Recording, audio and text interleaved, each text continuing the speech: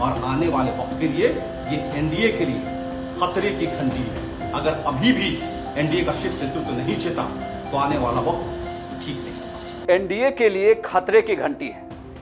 जैसे ही एनडीए के 4 उम्मीदवारों ने विधान परिषद चुनाव के लिए नामांकन किया, उसके बाद दानिश रिजवान, जो हम के राष्ट्रीय प्रवक्ता हैं, वो सामने आए और उन्होंने साफ तौर पर यह कह दिया है कि पार्टी में जिस तरीके से विधान परिषद भेजा जा रहा है एनडीए की तरफ से, जेडीयू और बीजेपी की तरफ से, और हमसे पूछा नहीं जा रहा, यह सरासर गलत है और आने वाले दिनों में एनडीए को इसे लेकर भुगतना पड़ सकता है। देखिए, लगातार हम एनडीए नेतृत्व से इस चीज की मांग कर रहे हैं कि हिंदुस्तानी आवाम मोर्चा भी सरकार का एक हिस्सा है। अगर आप सरकार में किसी तरीके की चीजों को बांट रहे हैं तो हिंदुस्तानी आवाम मोर्चा को तवज्जो हो जाए।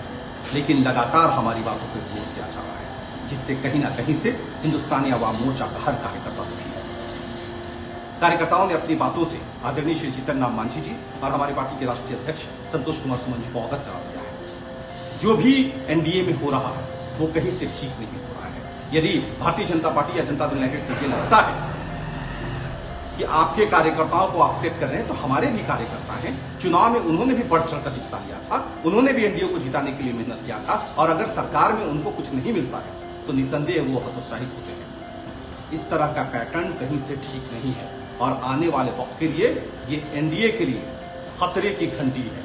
अगर अभी भी एनडीए का शीर्ष नेतृत्व नहीं चेता तो आने वाला वक्त ठीक नहीं होगा। आपको बताते हैं कि बिहार विधान परिषद में 7 सीटों पर चुनाव होने हैं। इसमें से 3 सीटें आरजेडी के लिए हैं, 2 सीटें बीजेपी और 2 सीटों पर जेडीयू ने अपने उम्मीदवारों को उतारा है। अब जीतन राम मांझी की पार्टी हम का ये आरोप है कि एनडीए में अगर सीट शेयरिंग पर बात हुई तो क्यों नहीं जीतन राम मांझी से बात की गई या हम के नुमाइंदों से ये पूछा गया कि क्या उनके कार्यकर्ताओं को भी विधान परिषद भेजा जाना है।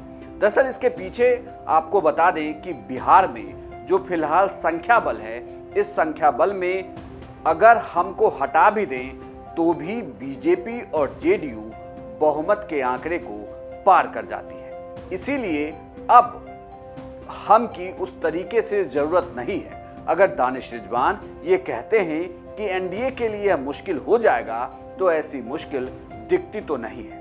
लेकिन अब यह देखना होगा कि क्या एनडीए जिस तरीके से चुनाव के बाद सरकार में एक साथ है, आने वाले दिनों में भी साथ रहेगी या नहीं। लेकिन दानिश रिजवान के इस बयान के बाद से नीतीश कुमार और बीजेपी जरूर सोच में पड़ गई होगी कि जिस तरीके से जीतन राम मांझी के पार्टी के कार्यकर्ता कह रहे हैं, अगर आने वाले दिनों में ऐसा हुआ तो 2024 और 2025 के लिए मुश्किल जरूर होगी।